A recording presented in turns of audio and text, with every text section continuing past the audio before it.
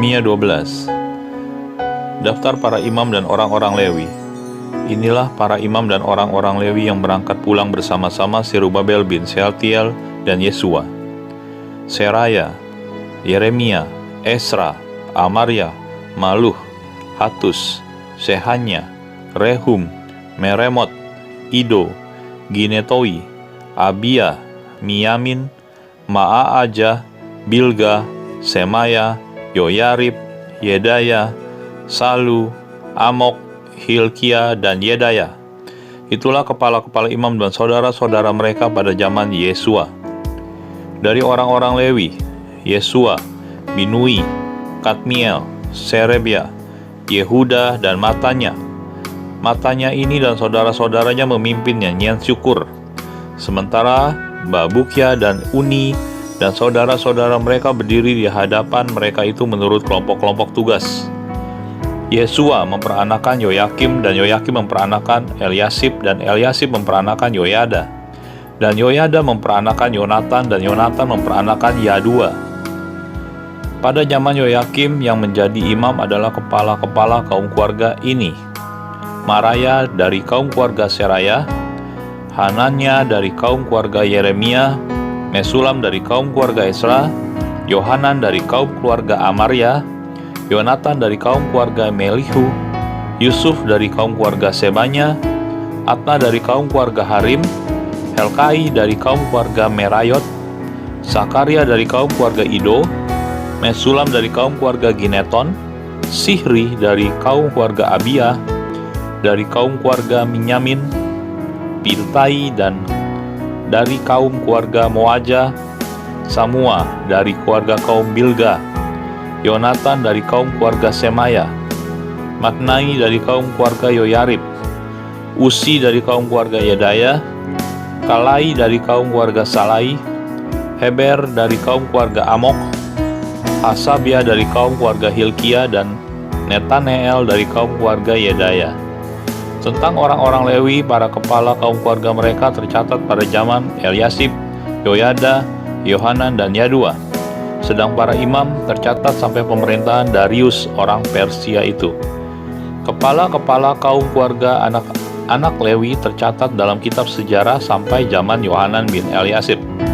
Inilah para kepala orang-orang Lewi: Hasabia, Serebia, Yesua bin Kadmiel, dan saudara-saudara mereka yang berdiri di hadapan mereka untuk menyanyikan puji-pujian dan syukur sesuai dengan perintah Daud, abdi Allah itu, kelompok di samping kelompok. Matanya, Babukya, Obaja, Mesulam, Talmon, dan Akub adalah penunggu-penunggu pintu gerbang yang mengadakan penjagaan di gudang-gudang perlengkapan pada pintu-pintu gerbang. Mereka itu hidup pada zaman Yoyakim bin Yesua bin Yosadak, dan pada zaman Bupati Nehemia dan Imam Ezra, ahli kitab itu. Pentabisan tembok Yerusalem. Pada pentabisan tembok Yerusalem, orang-orang Lewi dipanggil dari segala tempat mereka dan dibawa ke Yerusalem untuk mengadakan pentabisan yang meriah dengan ucapan syukur dan kidung dan ceracap, gambus, dan kecapi. Maka berkumpullah kaum penyanyi dari segala daerah sekitar Yerusalem, dari desa-desa orang Netofa, dan dari Bet Gigal, dari Padang Geba, dan Asmawet, karena para penyanyi itu telah mendirikan desa-desa sekitar Yerusalem. Para imam dan orang-orang Lewi mentahirkan dirinya, lalu mentahirkan seluruh umat itu, dan kemudian pintu-pintu gerbang dan tembok. Lalu aku mempersilahkan para pemimpin orang Yehuda naik ke atas tembok, dan kubentuk dua paduan suara yang besar. Yang satu berarak ke kanan di atas tembok, ke jurusan pintu gerbang sampah. Di belakangnya berjalanlah Hosaya dengan sebagian dari para pemimpin orang Yehuda, pula Asaria, Esra, Mesulam, Yehuda, Benyamin, Semaya, dan Yeremia, dan dari kaum imam yang memegang nafiri, Sakaria bin Yonatan bin Semaya bin Matanya bin Mikha bin Sakur bin Asaf, dan saudara-saudaranya yakni Semaya, Asareel, Milalai, Gilalai, Maai, Netaneel, Yehuda, dan Anani dengan bunyi-bunyian Daud, abdi Allah itu, sedang Esra ahli kitab itu berjalan di depan mereka. Lalu pada pintu gerbang mata air, mereka langsung naik ke tangga-tangga kota Daud. Pada jalan pendakian tembok lewat istana Daud, dan berjalan sampai pintu gerbang air di sebelah timur. Dan paduan suara yang kedua berarah ke kiri, dan aku mengikutinya dengan sebagian dari orang-orang itu melalui tembok dan menara perapian sampai tembok lebar. Lalu kami melalui pintu gerbang Efraim, pintu gerbang lama, pintu gerbang ikan, menara Hananeel, dan menara Mea, sampai pintu gerbang domba. Mereka berhenti di pintu gerbang penjagaan. Kemudian kedua paduan suara itu berdiri di rumah Allah. Demikian juga aku bersama-sama sebagian dari para penguasa dan para imam, yakni Eliakim, Maaseya, Minyamin, Micha, Elionai, Zakaria, Hananya, dengan memegang nafiri, dan Maaseya, Semaya, Eleazar, Usi, Yohanan, Malkia, Elam, dan Eser. Lalu para penyanyi memperdengarkan kidung di bawah pimpinan Yisahria. Pada hari itu mereka mempersembahkan korban yang besar. Mereka bersukaria karena Allah memberi mereka kesukaan yang besar. Juga segala perempuan dan anak-anak bersukaria, sehingga kesukaan Yerusalem terdengar sampai jauh. Jaminan hidup untuk para imam dan orang-orang Lewi. Pada masa itu beberapa orang diangkat untuk mengawasi bilik-bilik perbendaharaan, bilik-bilik untuk persembahan khusus, untuk hasil pertama dan untuk persembahan persepuluhan, supaya sumbangan yang menurut hukum menjadi bagian dari para imam dan orang-orang Lewi dikumpulkan di bilik-bilik itu sesuai dengan ladang setiap kota. Sebab Yehuda bersukacita karena para imam dan orang-orang Lewi yang bertugas, karena merekalah yang melakukan tugas pelayanan bagi Allah mereka dan tugas pentahiran. Demikian juga para penyanyi dan para penunggu pintu gerbang, sesuai dengan perintah Daud dan Salomo anaknya. Karena sudah sejak dahulu pada zaman Daud dan Asaf ada pemimpin-pemimpin penyanyi, ada nyanyian pujian dan nyanyian syukur bagi Allah. Pada zaman Zerubabel dan Nehemia, semua orang Israel memberikan sumbangan bagi para penyanyi dan para penunggu pintu gerbang sekadar yang perlu tiap-tiap hari, dan mempersembahkan persembahan kudus kepada orang-orang Lewi, dan orang-orang Lewi mempersembahkan persembahan kudus kepada anak-anak Harun.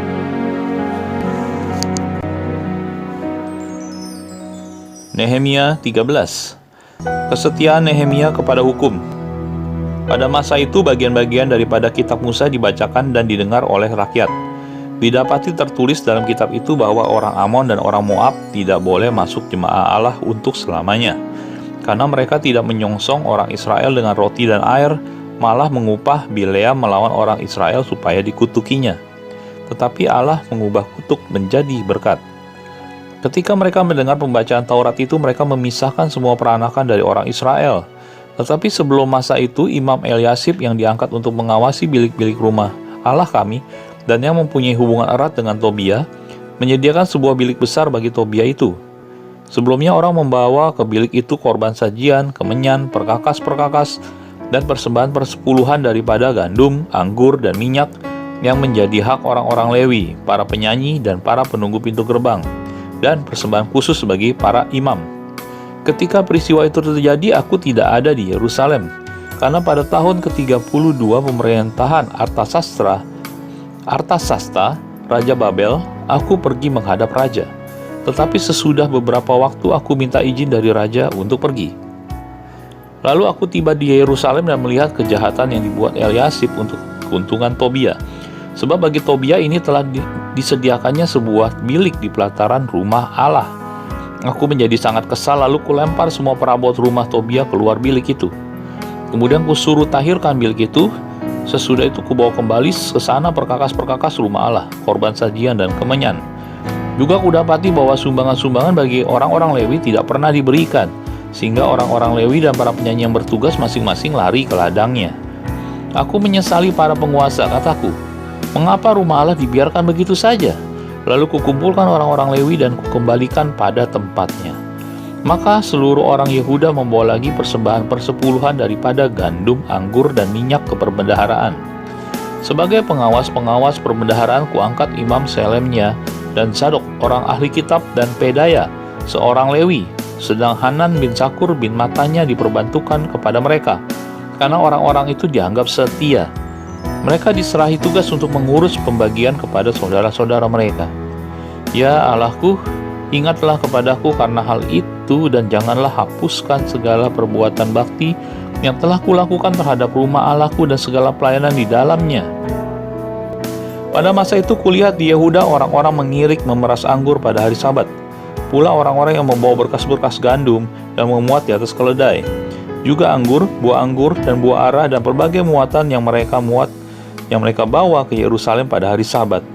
Aku memperingatkan mereka ketika mereka menjual bahan-bahan makanan. Juga orang Tirus yang tinggal di situ membawa ikan dan berbagai barang dagangan untuk menjual itu kepada orang Yehuda pada hari Sabat, bahkan di Yerusalem.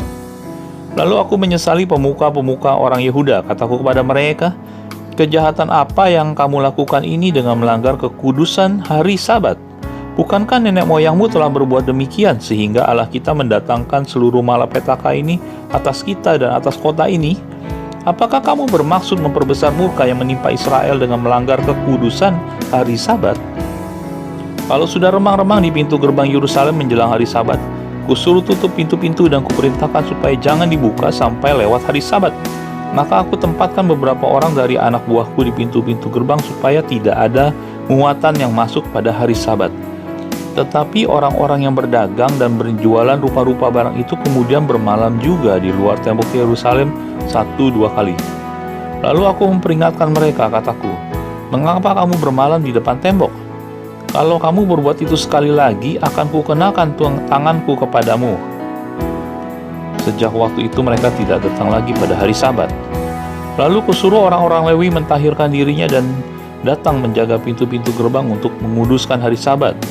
Ya Allahku, ingatlah kepadaku juga karena hal itu, dan sayangilah aku menurut kasih setiamu yang besar. Pada masa itu juga kulihat bahwa beberapa orang Yahudi memperistri perempuan-perempuan Asdod, perempuan-perempuan Amon, atau perempuan-perempuan Moab. Sebagian dari anak-anak mereka berbicara bahasa Asdod atau bahasa bangsa lain itu dan tidak tahu berbicara bahasa Yahudi. Aku menyesali mereka, kukutuki mereka dan beberapa orang di antara mereka kupukuli dan kucabut rambutnya dan kusuruh mereka bersumpah demi Allah.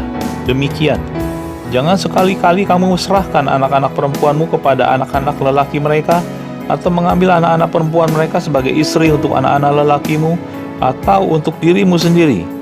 Bukankah Salomo Raja Israel telah berbuat dosa karena hal semacam itu? Walaupun di antara begitu banyak bangsa tidak ada seorang raja seperti dia yang dikasihi Allahnya dan diangkat oleh Allah itu menjadi raja seluruh Israel, namun dia pun terbawa dalam dosa oleh perempuan-perempuan asing itu. Apakah orang harus mendengar bahwa juga kamu berbuat segala kejahatan yang besar itu, yakni berbuat setia terhadap Allah kita karena memperistri perempuan-perempuan asing? Seorang dari anak-anak Yehoda bin Eliasib imam besar itu adalah menantu Sanbalat, orang Horoni itu. Oleh sebab itu kuusir dia daripadaku. Ya Allahku, ingatlah bagaimana mereka mencemarkan jabatan imam, serta perjanjian mengenai para imam dan orang-orang Lewi. Kutahirkan mereka dari segala sesuatu yang asing, dan kutetapkan tugas-tugas untuk para imam dan orang-orang Lewi masing-masing dalam bidang pekerjaannya. Pula kutetapkan suatu cara untuk menyediakan kayu api pada waktu-waktu tertentu dan untuk hasil-hasil yang pertama. Ya Allahku, ingatlah kepadaku demi kesejahteraanku.